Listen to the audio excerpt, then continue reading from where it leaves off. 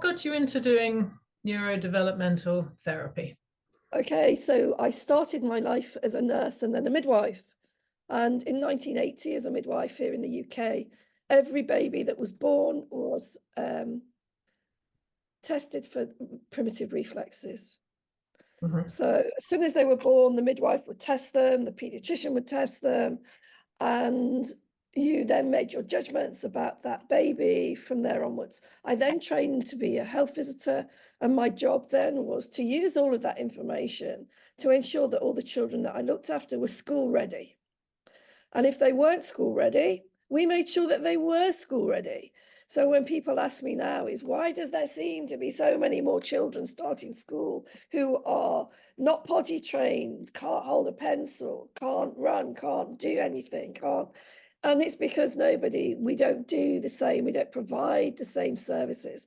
So all those years ago was where I learned about the reflexes. And the thing that I feel has been the greatest achievement for me is that I delivered, I don't know how many hundreds of babies over those years, is that I got to see what a reflex looked like in its entirety, what it should really look like, what its job was.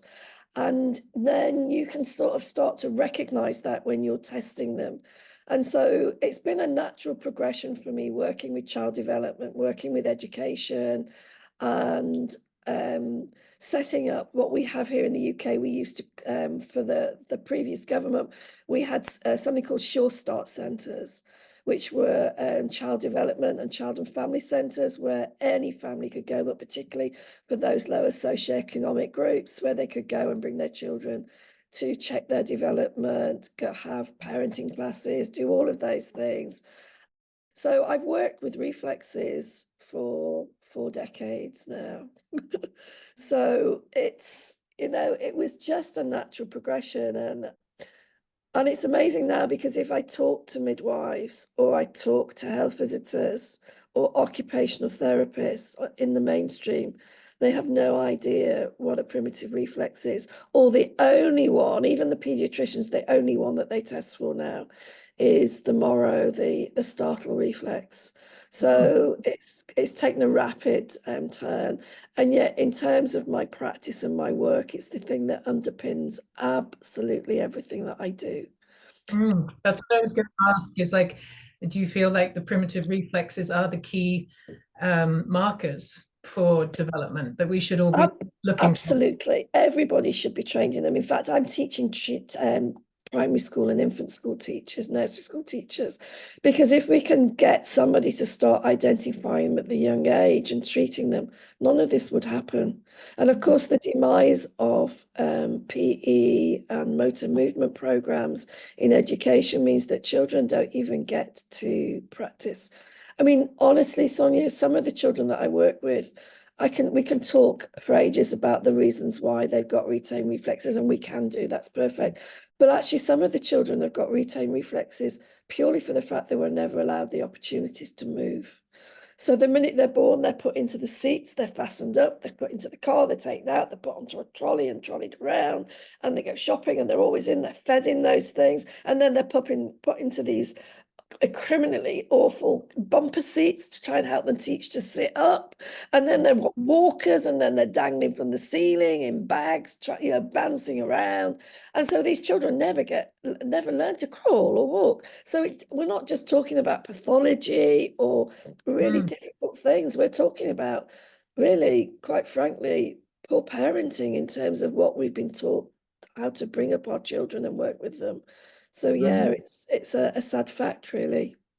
Well, I was in Australia with my children, and they're very pro, at the time, very pro neurodevelopmental exercises. Every child went to Gymboree or something like that. And you got that message about, it's important that they roll, it's important that they crawl. But yeah, they are much more proactive there. We lost the plot somewhere along the line. It's like now when I say to pediatricians, why is it not important for you to understand about retained primitive reflexes? And the answer is here in the UK is that the NHS just couldn't afford to support it. Because it's so short-term financial huge. gain. Yeah. short-term financial gain, but it's whether the evidence is there to show that as a result of not full development motorically or sensory wise, what does it lead to? Yeah. What's the cost later on? And yeah, I don't think there's a teacher I've met that doesn't say things have changed over the last 30, any teacher that's been working for 40 years or 30 years will say there's such a change in the classroom dynamic. Children learn through movement. If there's no movement, there's no learning. The thing about a lot of educationalists is that if they find something a child can't do, my bugbear is spelling, I have to say. So if a child can't spell, then what do? They give them more spellings to do rather than finding out why it is that they can't spell. And if a child can't do something and everybody else in their class can, you can be guaranteed it isn't because they don't want to do it. It's Exactly. because they can't do it. And so the only way that they can hide it is by refusing to do it or by becoming the class clown and pretending it's funny because they're pretending that they can't do something. And so just giving some practical examples. Let's say someone can't or is having trouble with spelling. Can you sort of give an example of what that profile might look like? Like that person might have the symmetrical tonic neck reflex. So I've been looking at all of the vestibular ones. So so the ATNR, asymmetrical tonic neck reflex, STNR, but I'd also be looking at vision. Because STNR is linked to vision and vision development, and that ability to be able to focus and accommodate. And if they've not learned how to do that and they haven't got a head writing reflex, then absolutely they won't be able to read. And they can't if their eye movements aren't smooth and their saccades aren't smooth, then they won't see a full word. They'll just see bits of words. So spellings are really hard. Or if they've got stress, then their visual fields will close down. So it means they only might see small parts of a word and they have to keep moving along. By the time they've moved on, they've forgotten what this is.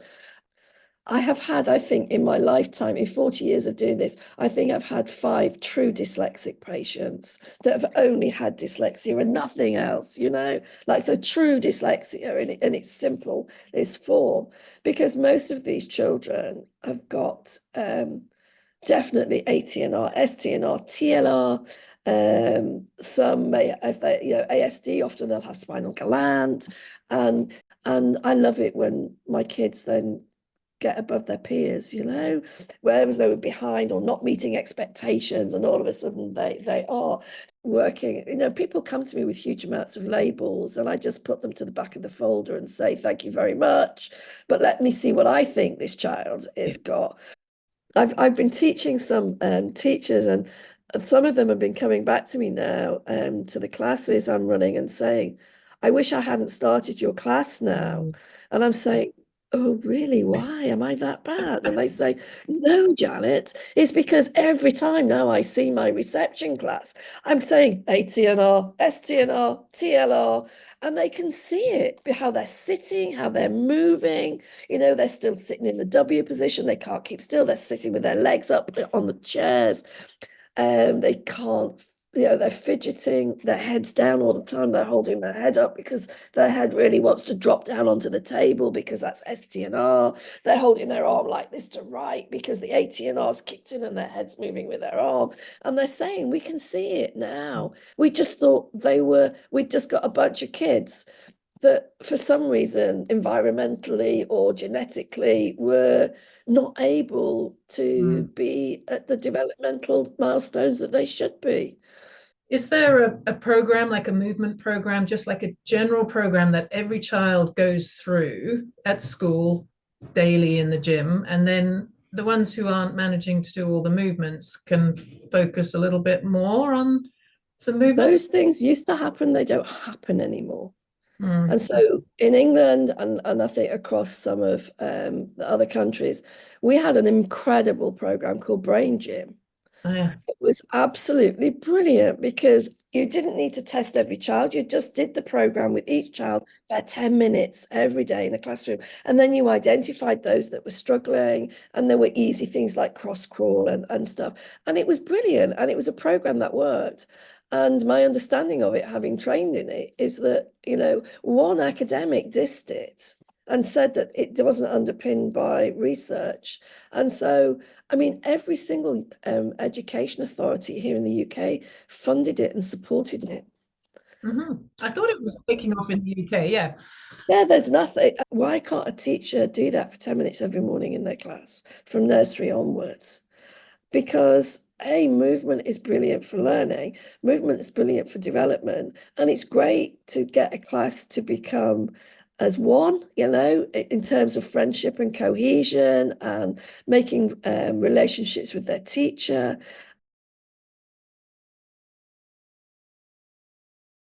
People laugh at me because I'm saying to parents here, look, we're just going to do this exercise. When you see this exercise, you're going to say to me, you're joking. That's not really an exercise, is it? Come on, you're just turning somebody around very slowly in a chair.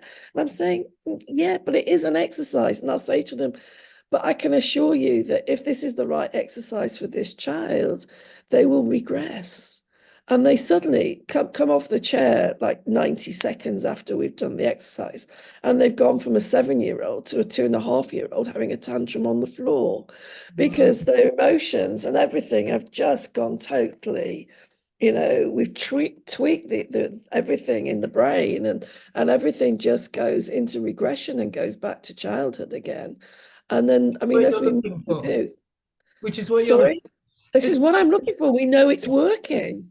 yeah, when you see a Because you've got to regression go back back to to go the, forwards. Yeah. The example I often give, Sonia, is I say to them, look, for some children, what's happened is we don't know why. There's lots of reasons I do know why reflexes have stayed, but for some children, what's happened is well, they're supposed to integrate at a certain point in their developmental history.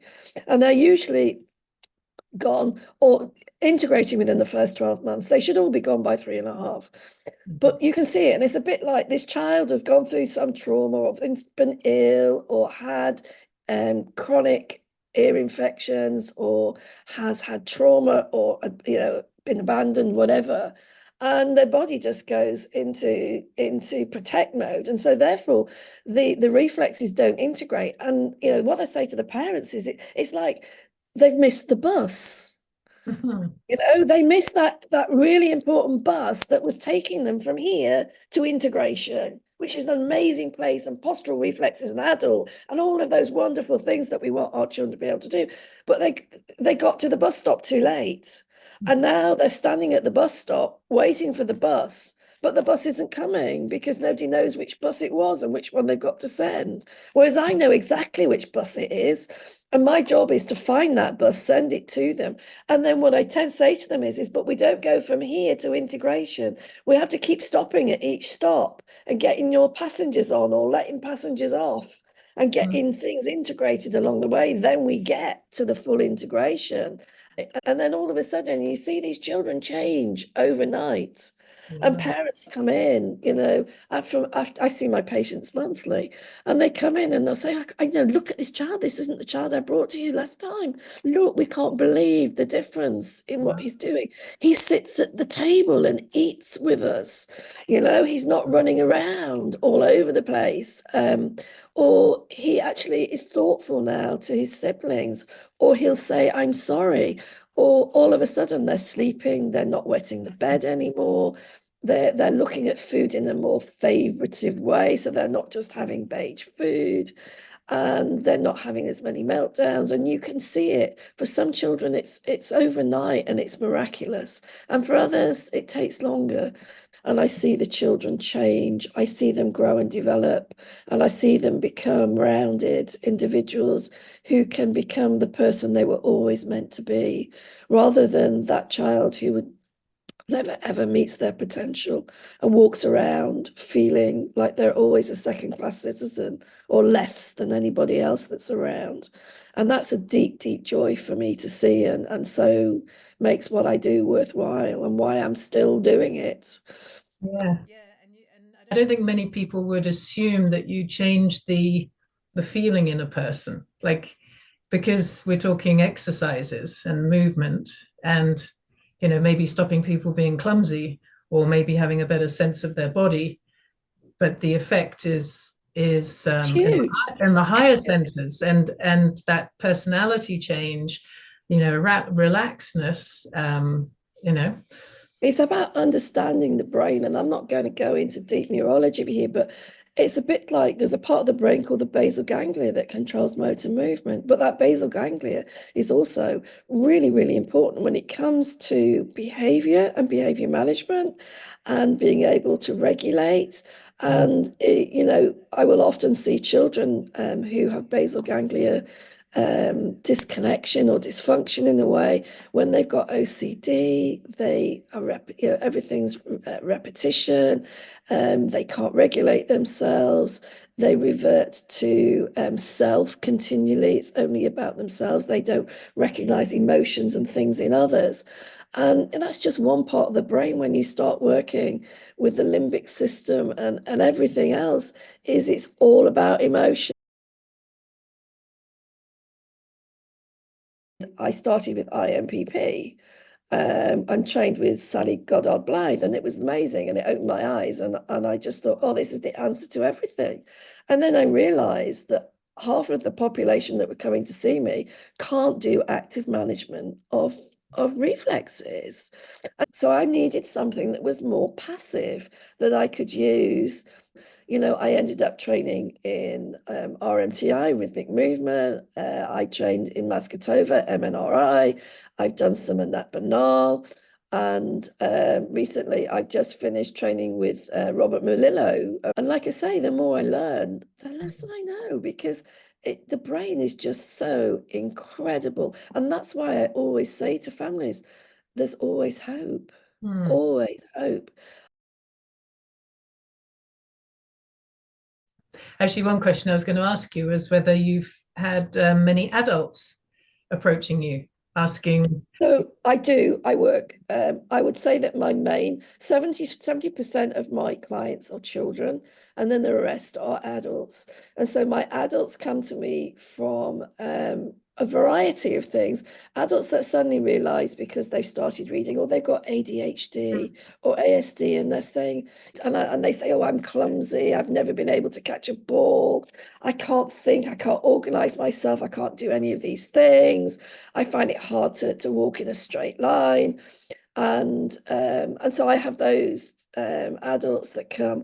I get a lot of adults with anxiety because of the retained Moro, and the rest of our work is with adults with TBIs, so traumatic brain injuries. And adults can be significantly helped by working on the reflexes. And we know that a lot of the PTSD, that's Moro and FPR. And we know from all the research that I've done quite a bit of training with Bessel van der Kolk, and the body keeps the score type of scenario. And we know that talking therapies don't work for those adults. But motor movement and those exercises does, it's just because you're working with the lower part of the brain. You're not asking it to understand. You're showing it a different way because you're working with the absolute reptilian brain.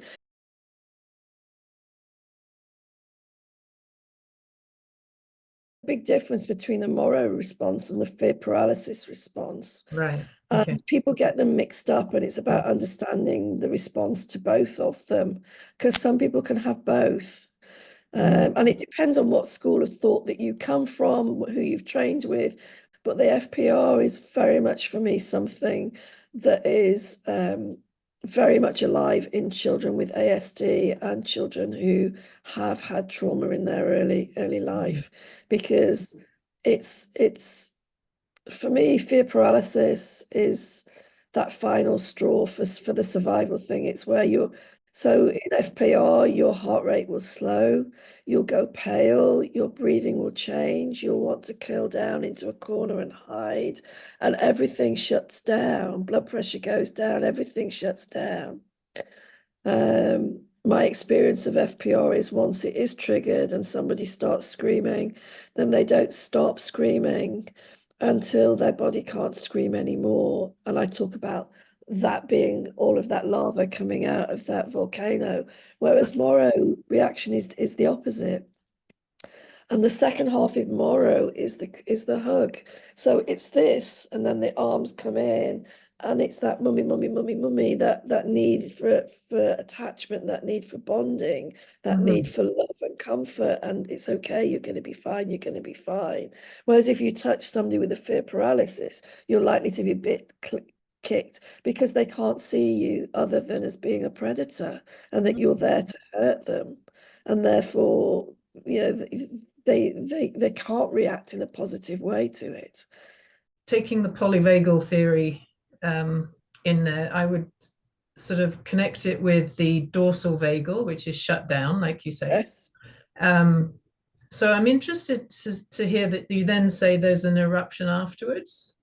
For some of these children, there is, yes, and some of the adults, there's an eruption. So Moro, you can scream, but you could hold them on your knee and cuddle them, and they will stop.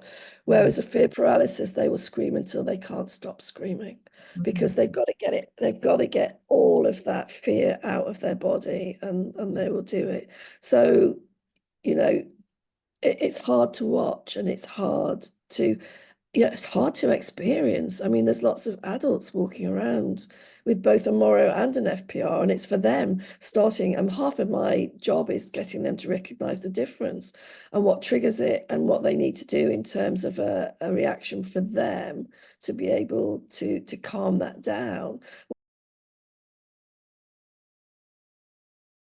So there's quite a lot of exercises, or a routine of exercises that you can use for FPR, which is the pre-birth movements, which is an RMT set of exercises, which are really good and very accessible and easy to do. So you can do them passively and actively.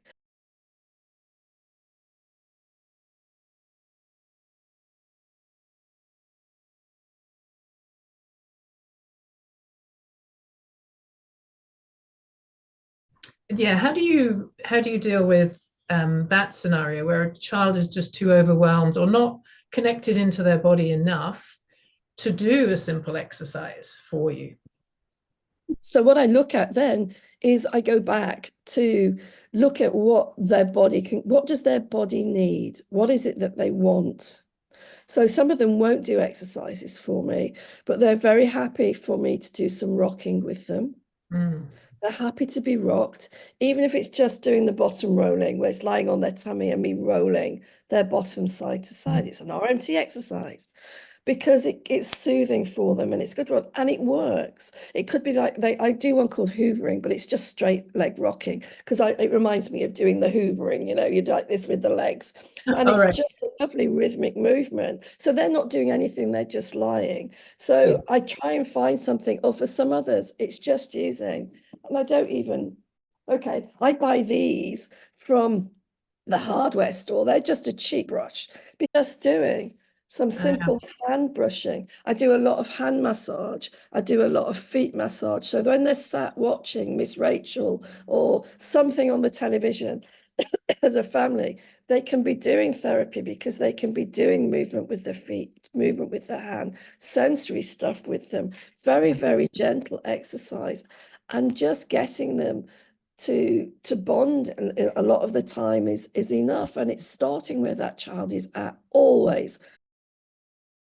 I know that the face seems to be very key. The face and the neck seem to be very key in these two reflexes, and it's a nice sort of avenue in. And there are different methods that seem to use facial stuff, tapping, neck movements, and the base of the skull. Something simple, sensory brushing can be really good, but face tapping is good. I use that quite a lot for those that can tolerate it and that want it. It's a little massager, and you can have it on different strengths. And if you just put this about 1 inch, 2 inches above the belly button, That Ah, can be really calming because that's the polyvagal stuff as well, mhm. going on there. So sometimes vibration is quite nice. The Resimax is quite nice on the head or on the neck here. Okay, so this is what you meant earlier by saying working with the sensory stuff, which is working with skin, deep touch and Yeah, light touch, yeah, and then passive movements, yeah. sort of doing the movements with the child, and then they will naturally progress to being able to do a movement for you and calms the nervous system down, brings the ventral vagal in. And it all works. And so it doesn't have to be some highfalutin exercise. It can be just something as simple as a hand massage or a foot massage Mm, that just allows the system to go and to start feeling. And the other one that I use a lot, and it's an MNRI movement, and it's koala hooks. And so you just, and they can be sat on your knee. I do it with my little grandchildren all the time, sit them on my knee. And it's where you're going to grasp a joint and squeeze, move mm, down, squeeze. It's all about proprioception and right. that triggering that proprioception and that feeling of love and bonding. And you're just going down the body, just squeezing, going down the arms, going down the legs, going down their back. And a lot of them love it. They just want to feel. Because some of Mm, these children don't know how to feel. They can't feel. I mean, I have kids who don't know where their limbs are. And I just talk to the kids about and say, look, I'm really not a doctor. What I really am is an electrician, and what I'm doing is going around your body because you're perfect. Everything, all the wiring's there, but some idiots come along and plugged it into the wrong thing, or they plugged it in and not switched it on. And my job is to go around switching it on. And that's what the koala hugs are. I'm going around switching the electricity on in their body so that they can feel where their body is.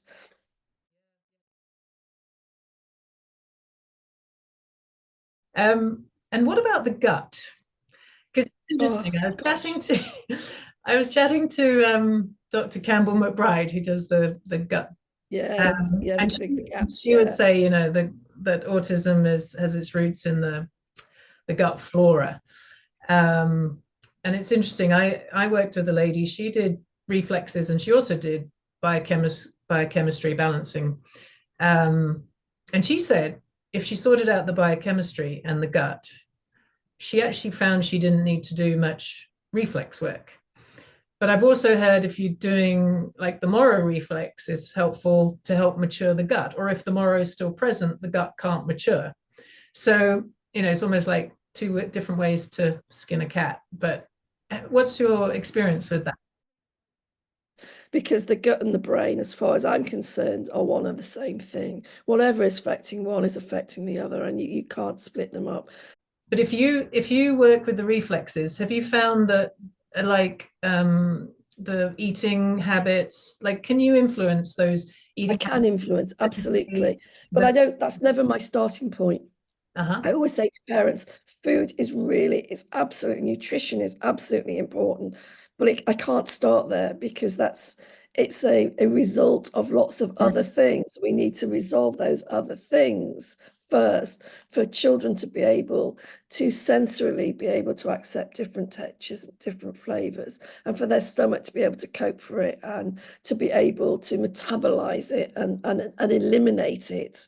And so therefore it's a process that we go to. And I say sometimes the byproduct of me doing what I do well is that they will start to be more adventurous in their eating, and their gut flora will change, and their eating habits will change, their bowel habits will change because of the integration of the reflexes. So I think it's like which comes first. I've no idea, but I know which way I tackle.